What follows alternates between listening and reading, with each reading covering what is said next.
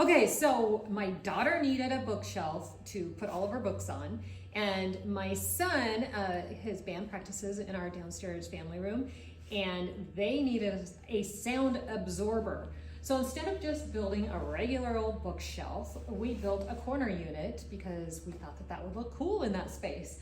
So what we did is we came up with a series of just boxes, and these are built from 1x12s that we purchased at Lowe's, and we put them together using pocket holes. And the pocket holes we put underneath the top shelf and then on the bottom of each box.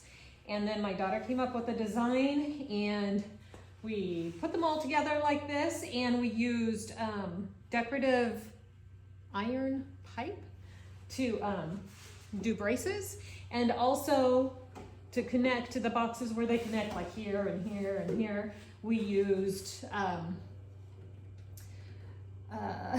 finish screws, right? Yes, we just put 2 in each one just to kind of stabilize it, but really the piping is what holds it all together well. Anyway, so we're super excited to actually put books on it and see what it looks like.